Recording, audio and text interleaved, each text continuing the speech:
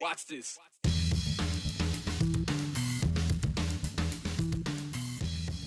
The research has been out for months. With the stops and starts, classes being held online, the COVID pandemic put a lot of students way behind where they should be when they started back up this fall.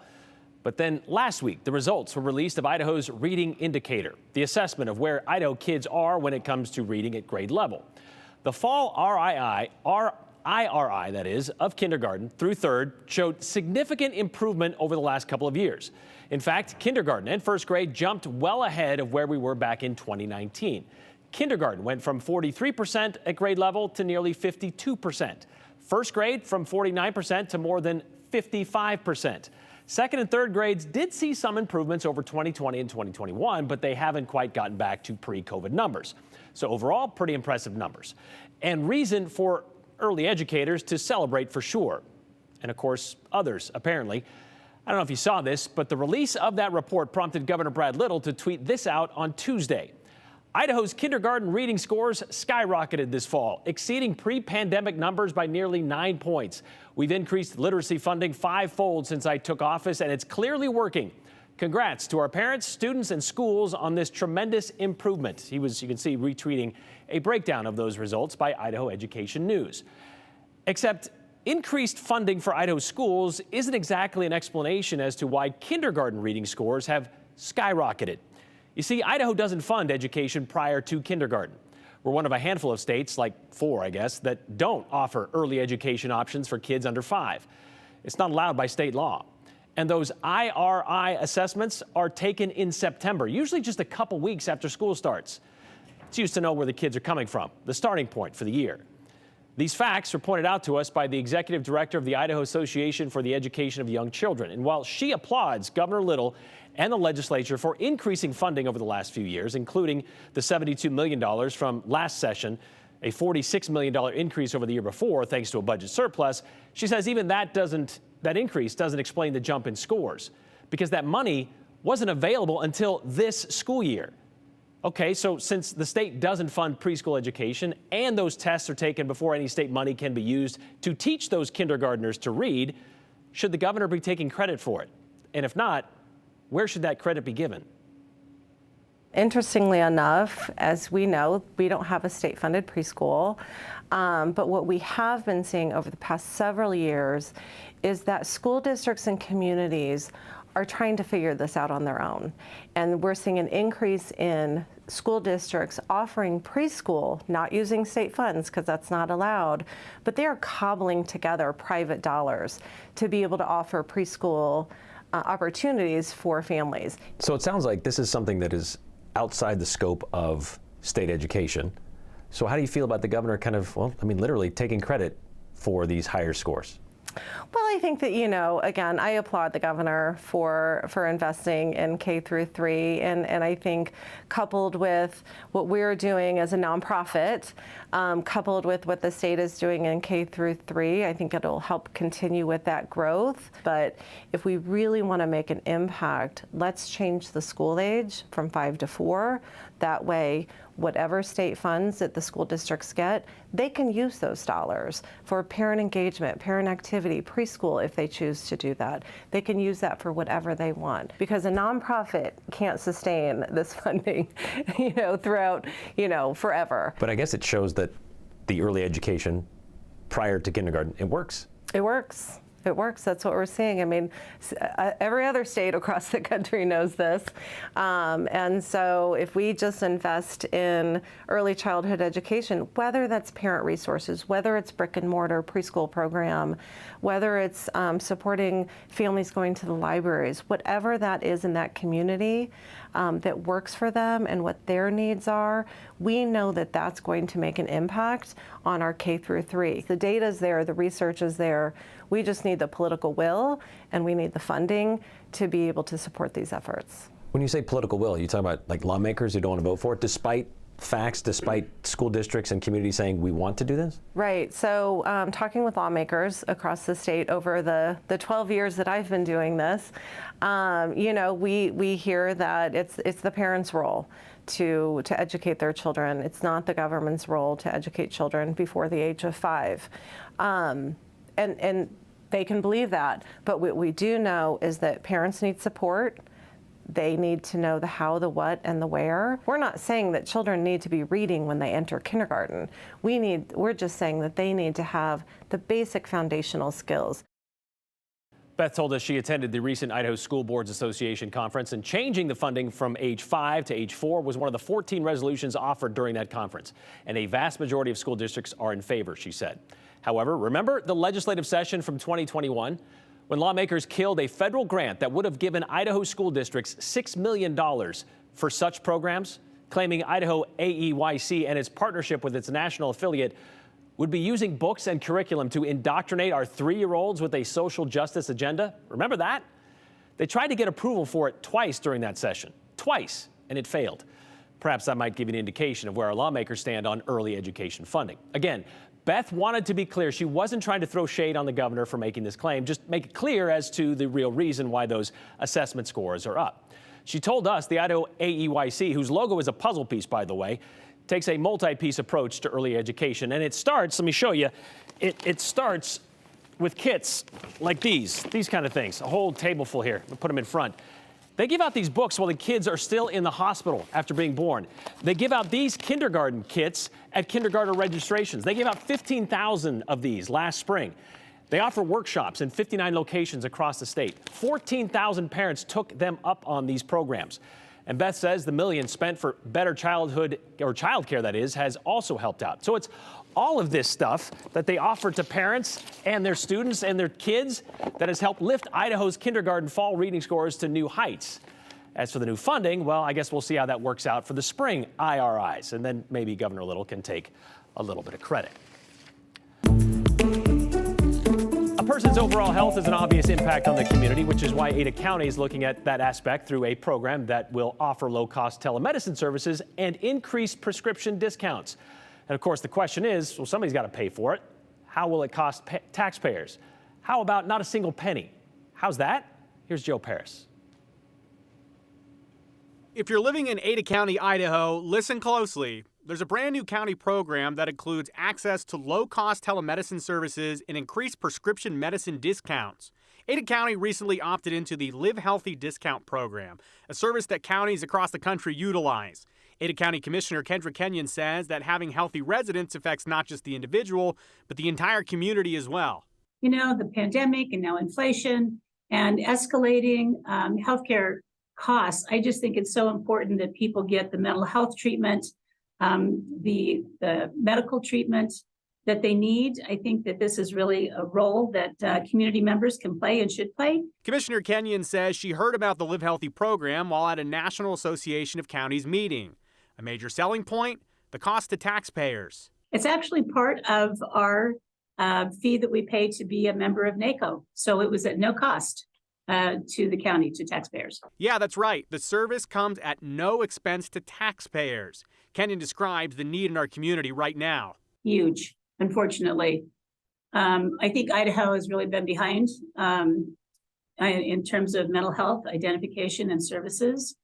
We've really lacked for decades here. That was recently illustrated for Kenyon while visiting the Ada County Jail. And when I go through the jail and I talk to the medical staff in there, we're learning that anywhere from 70 to 80% of everyone that is in our jail has a drug or alcohol addiction problem or depression or anxiety, and they're self-medicating. And so now our jails are full, and then a lot of these folks, unfortunately, are going on to prison, IDOC.